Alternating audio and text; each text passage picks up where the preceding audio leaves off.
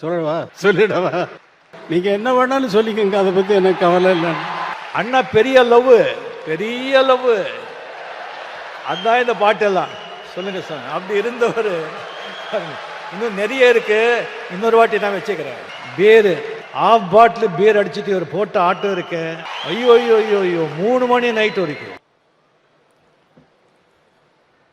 உலகிலே இதுவரை தோன்றிய கம்போசர்கள், இசையமைப்பாளர்கள், இந்தியாவிலே தோன்றிய இசையமைப்பாளர்கள், உலக அனைத்தும் தோன்றக்கூடிய மாமேதைகள், தோன்றியிருந்த மாமேதைகள் யாருக்கும் ஒரு அரசு பாராட்டு விழா நடத்தியதில்லை.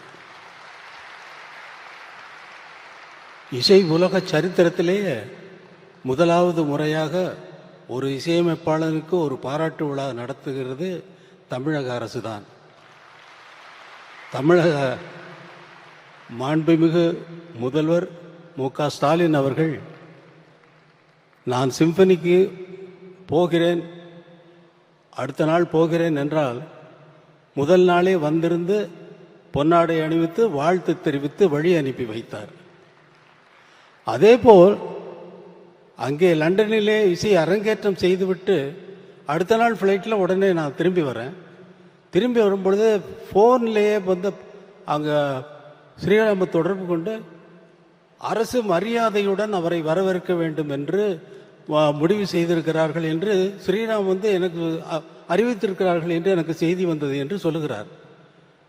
என்னால் நம்ப முடியவில்லை. இங்கே வந்து பார்த்தால் அமைச்சர் பெருமக்கள், அமைச்சர் தங்கம் தென்னரசு அவர்கள் வந்து காத்திருக்கிறார்கள். கையில் மலர் செண்டுடன் காத்திருக்கிறார்கள், என்னை வரவேற்கிறார்கள். அரசு மரியாதையுடன் உங்களை வரவேற்க வேண்டும் என்று முதல்வர் ஆணையிட்டிருக்கிறார் என்று சொல்லி, என்னால் என்னவென்று சொல்லுவது, வழி அனுப்பி வைத்துவிட்டு வரவேற்கவும் செய்து இன்று பாராட்டு விழாவும் நடத்துகிறார்கள். என்னால் நம்பவே முடியும். என்னால் இன்னும் நம்பலை. நான் எனக்கு இது இந்த மேடையில் நான் நிற்கிறேன்னா, நான் பேசுகிறேன்னா அப்படிங்கிறத இது தெரியல. என்மேல் அவ்வளவு அன்பு வைப்பதற்கு என்ன காரணம்? இந்த இசைதானா? என்மேல் அவ்வளவு அன்பு, அப்பா வைத்த அன்பு, இசைஞானி என்ற இசைஞானி என்பதே எனக்கு பேராகிவிட்டது. அவர் வெறுமனே வந்து காரைக்குடியில் நடந்த பாராட்டு விழாவில் எனக்கு அங்கே ஒரு பாராட்டு விழா நடந்தது. கலைஞர், முத்தமிழ் அறிஞர் கலைஞர் அவர்கள் பேச தலைமை ஏற்று நடத்துகிறார் அந்த கூட்டத்தை. அதில் வந்தவர் நான் அறிந்த அளவில் மேடையில் அவர் சொன்ன வார்த்தையை நான் சொல்கிறேன். நான் வரும் வழியில் அவர் எழுதிய புத்தகத்தை படித்தேன். அவர் எழுதிய 2 நூல்களை வெட்ட வழியில் கொட்டி கிடக்குது, சங்கீத கனவுகள் என்ற 2 புத்தகத்தையும் காரிலே வரும்பொழுதே படித்து விட்டு வந்து, நான் அவரை அறிந்த வரையில் அவர் எழுதிய புத்தகத்தையும் படித்து கொண்டு வந்தேன். அவருக்கு இந்த மேடையிலே ஒரு பட்டத்தை வழங்க இருக்கிறேன், இசை ஞானி என்ற பட்டத்தை வழங்குகிறேன் என்று சொன்னார். அவர் பாராட்டு விழா, அதே பாராட்டு விழா கலைஞருடைய தவ புதல்வர் மு.க. ஸ்டாலின் அவர்கள் நடத்துகிறார்கள், எனக்கு நடத்துகிறார்கள். அது அரசு சார்பில் எந்த இசைக்கலைஞனுக்கும் பாராட்டு விழா நடந்ததில்லை. இது ஒரு சரித்திரத்தில், இசை உலக சரித்திரத்தில் இது ஒரு பெரிய விஷயமாக நான் கருதுகிறேன். என்னால் இன்னும் நம்ப முடியவில்லை. என்ன பேசுவது என்பதும் மறந்து போய்விட்டது. நீங்கள் கேட்டீர்கள், சிம்பனி இசையை கேட்டீர்கள். உங்களுக்கெல்லாம் உங்கள் மனதிலே என்ன தோன்றி இருக்குமோ என்பதை என்னால் கற்பனை செய்து பார்க்க முடிகிறது. இந்த மாதிரி ஒரு இசையை, அவ்வளவு வாத்தியங்களும் வாசிக்கக்கூடிய இசை என்னுடைய கற்பனையிலேயே தோன்றி, அந்த கற்பனையை எழுத்து மூலமாக எழுதி அத்தனை பேரும் ஒரே நேரத்தில் வாசித்துக் கொண்டிருக்கிறார்கள். ஒவ்வொருவருக்கும் எழுதிய நோட்ஸ் தான் அவர்கள் வாசித்தார்களே தவிர வேற ஒன்றும் இல்லை. நான் எனது எண்ணத்திலே தோன்றிய கற்பனை வரி வடிவமாக எழுதி, அந்த 87 பேருக்கும் எழுதி தனித்தனியாக எழுதி மொத்தமாக வாசித்த இசைதான் அந்த சிம்பனி. இந்த சிம்பனி எழுதுவதற்கு நான் இசையிலே என்னுடைய வாழ்க்கையை முழுவதும் சென்றது. என்னுடைய குழந்தைகளுக்காக நான் நேரம் செலவழிக்கவில்லை. என்னுடைய குழந்தைகளுக்குடைய நேரத்தை செலவழித்திருந்தால் இந்த சிம்பனியை எழுதியிருக்க முடியாது. இதே போல நீங்கள் விரும்பி கேட்கின்ற அத்தனை பாடல்களையும் நான் கம்போஸ் செய்திருக்க முடியாது. அதனால் இங்கே நான் நன்றி தெரிவிக்க வேண்டியது முதலாவதாக என்னுடைய குழந்தைகளுக்கு. என்னை பொறுத்து கொண்டு கார்த்திக் ராஜா, யுவன் எங்க யுவன் போயிட்டானா?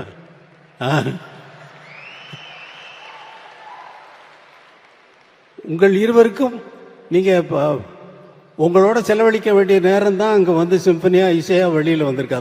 அதை நினச்சி நீங்கள் சந்தோஷப்படலாம். உங்களோட எங்கள் டாடி நீங்கள் எங்களுக்காக நேரம் செலவிடலைன்னு சொல்லி நீங்கள் இனிமேல் கம்ப்ளைண்ட் பண்ண போகிறதில்ல. இது உங்களுக்கும் வயசாகிடுச்சு, உங்கள் குழந்தைகள் வந்து உங்களுக்கு சொல்ல போகுது. அதை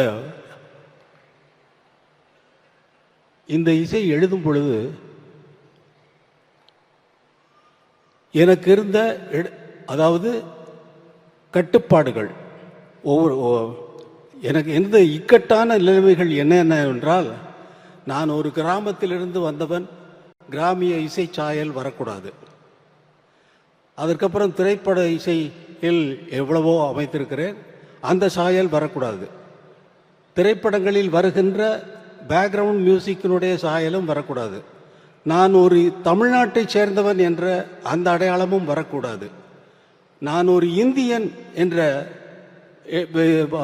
சாயலும் வரக்கூடாது. உலகத்தில் அத்தனை கம்போசர்களும் செய்த இசையை கேட்டிருந்தேன் அல்லவா, அதனுடைய தாக்கமும் வரக்கூடாது. அவர்களைப் போல் நான் எழுதிவிட்டேன் என்று யாரும் சொல்லக்கூடாது. இவ்வளவு கட்டுப்பாடுகள் இருந்ததை மீறி 35 நாட்களில் இந்த சிம்பனியை, நீங்கள் கேட்ட அந்த சிம்பனி உங்கள் மனதில் என்னென்ன உணர்வுகளை ஏற்படுத்தியது என்பது உங்களுக்கு நன்றாக தெரியும். எத்தனை பேர் அழுதிருப்பீர்கள் என்பது நன்றாக தெரியும். எனது சகோதரர் கமலஹாசன் அவர்கள் சொன்னார், கர்ச்சீஃப் கொண்டு வந்தான் என்று சொன்னார். அந்த கர்ச்சீஃப்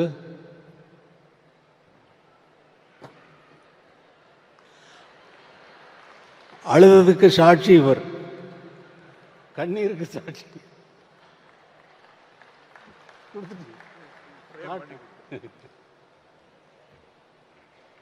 இது மாதிரி ஒரு விழா என் மனதில், அதாவது ஊன் மெழுகாய் உருகும் கரையும் அதில் உலகம் மறந்து போகும் என்று சொல்லுது நமது முதல்வர் அவர்கள் ஏற்பாடு செய்த இந்த பாராட்டு விழாவை. என்னுடைய போஸ்டர் எல்லாம் பார்க்குறப்ப எனக்கு மனசெல்லாம் ஒரே நிகழ்ச்சி. இந்த பாராட்டு விழாவுக்கும் நான் சம்மதிக்கிறவன் இல்லை. அவரை திரும்பி வந்தவுடனே வீட்டிற்கு சென்று அவரை கண்டால், அவர் சாதாரணமாக ஸ்டாலின் அவர்கள் கேட்டார், ஒரு பாராட்டு விழா நடத்தி விடலாமா அரசு சார்பில் அப்படின்னாரு. நீங்கள் நடத்துகிறதா இருந்தால் அதே சிம்பனி ஆர்கெஸ்ட்ரா இங்கே வந்து நம்ம மக்களுக்கு அதை காட்டுனா நல்லா இருக்கும் அப்படின்னு. அப்படியே பண்ணிடலாம். ரொம்ப சர்வசாதாரணமாக சொல்லிட்டாரு. இது ப்ராக்டிக்கலாக எவ்வளவு கஷ்டமான விஷயங்கிறது, 87 பேரை சேர்க்கறதுங்கிறது ரொம்ப கஷ்டமான விஷயம்.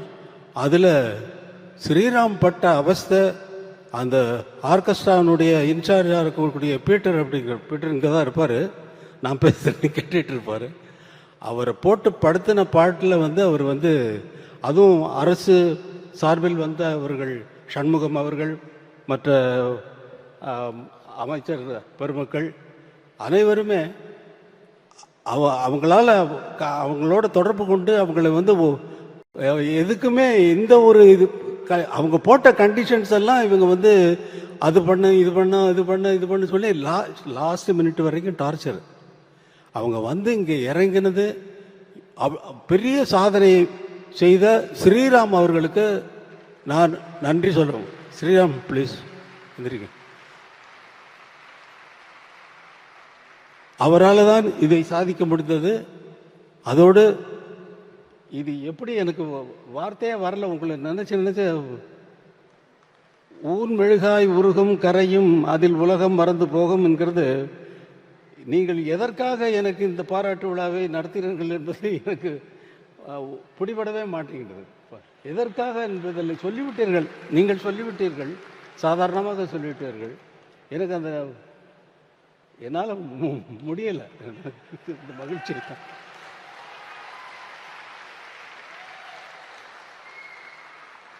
வேற ஏதாவது என்ன பேசணுங்கிறதே போயிடுச்சு பாருங்க. அவர் சூப்பர் ஸ்டார் வந்து பேசுகிறாரு. அவர் என்கிட்ட 2 நாளைக்கு முன்னாடி ஃபோன் பண்ணி நம்ம பண்ணதெல்லாம் நான் சொல்ல போகிறேன் அப்படின்னாரு. நம்ம பண்ணதெல்லாம் நீங்கள் எப்படி இங்கேருந்து மாறினீங்க, இந்த பெல் பாட்டம் போட்டுட்டு தொப்புளுக்கு மேலே பெல்ட்டு போட்டு கட்டிட்டு நல்ல கிராப் போட்டுட்டு அதில் கையில் பட்டையாக ஒரு வாட்ச் வந்து போட்டுட்டு பண்ணிட்டு ஒரு அரபா சொல்லவா சொல்லிடவா? மகேந்திரனும் நீங்களும் நானும் உட்காந்து குடித்தோம்.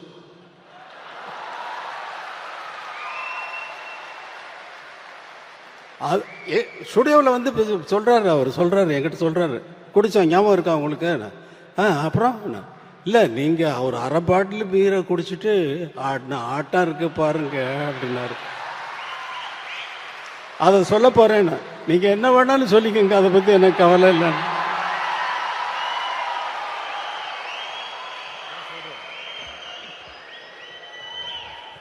நன்றி நன்றி நன்றி.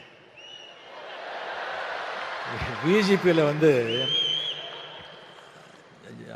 நம்ம ஜானி கம்போசிங் நான் அங்கே ஷூட் பண்ணிட்டு இருந்தேன், அங்கேயே தங்கியிருந்தேன். இவரு மகேந்திரன் சார் வந்தாங்க. இது பண்ணிவிட்டு ஈவினிங் நைட்டு நானும் மகேந்திர சார் வந்து ட்ரிங்க்ஸ் எடுத்தோம். இவர்கிட்ட கேட்டோம், சுவாமி சார் என்ன பீர் ஆஃப் பாட்டில் பீர் அடிச்சுட்டு இவர் போட்ட ஆட்டோ இருக்க. ஐயோ ஐயோ ஐயோ ஐயோ 3 மணி நைட் வரைக்கும். மகேந்திரன் அப்போ சொல்றாரு, ராஜா இந்த சாங் இது சும்மா இருங்க சார் அப்படின்னு சொல்லி ஊர்ல கிசு கிசு எல்லாம் கேட்கிறாரு. மெயினா ஹீரோயின்ஸுங்க பத்தி. அண்ணா பெரிய லவ், பெரிய லவ். அதான் இந்த பாட்டெல்லாம் சொல்லுங்க சார். அப்படி இருந்தவர் இன்னும் நிறைய இருக்கு, இன்னொரு வாட்டி நான் வச்சுக்கிறேன்.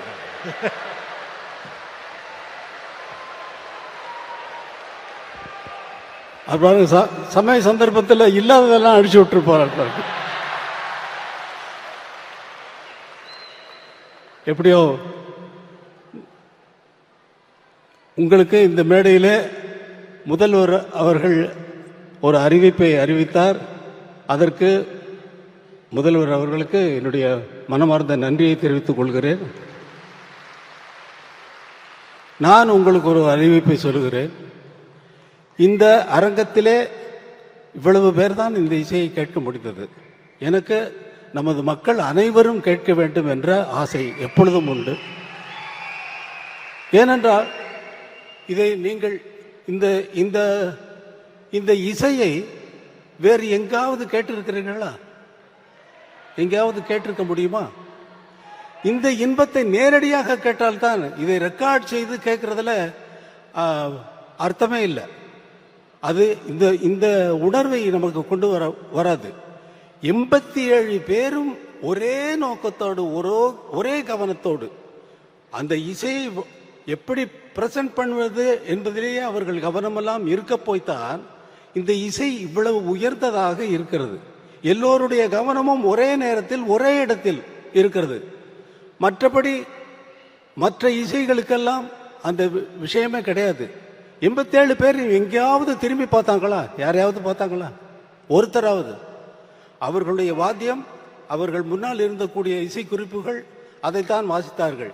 இந்த இசையை நேரடியாக கேட்கும் பொழுதுதான் நம்முடைய உள்ளமெல்லாம் கரைகிறது, நம்முடைய கண்களிலிருந்து நீர் கசிகிறது, நம்முடைய உயிரை போய் அது ஆட்டுகிறது. இது சினிமா பாடல்களிலேயே நடந்தாலும் கூட இந்த மாதிரி உயர்ந்த இசையை கண்டுகொள்ளாமல் நாம் எதற்கு இந்த உலகத்தில் உயிர் வாழ வேண்டும்? எதற்கு இந்த உலகத்தில் உயிர் வாழ வேண்டும்? உயர்ந்த விஷயங்களை கண்டுகொண்டு அதை பற்றி கொண்டு மேலே போவதை விட்டுவிட்டு பல விஷயங்களில் நம் கவனத்தை சிதறடித்து விட்டு நம்மளுடைய சக்தியெல்லாம் வீணாகிறது, அதை சிதறடிக்கிறத காரணத்தினால்.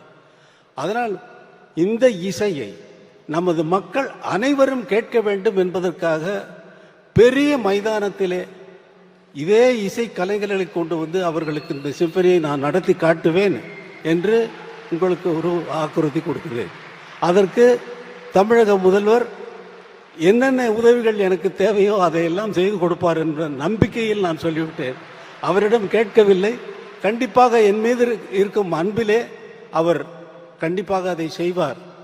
அந்த நாள் விரைவில் வரும் என்று உங்களுக்கு அறிவித்துக் கொண்டு இந்த விழாவுக்கு இது நன்றி நன்றி நன்றி நன்றி நன்றி சொல்ல வார்த்தை இல்லையே.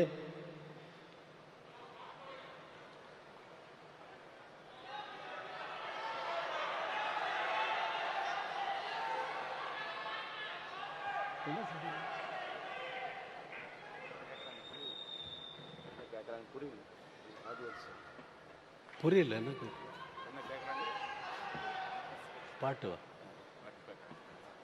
பாட்டா நான் தான் பாடினேன், ஆர்கெஸ்ட்ராவோட அவங்களோட பாடினேன்ல.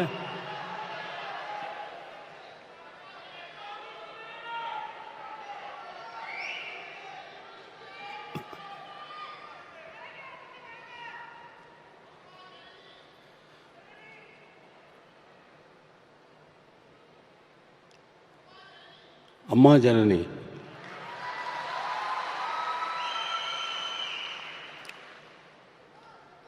शिवशक्त्या युक्तो यदि भवति शक्तप्रभवितुम् अगम्नि जननी जननी जननी जननी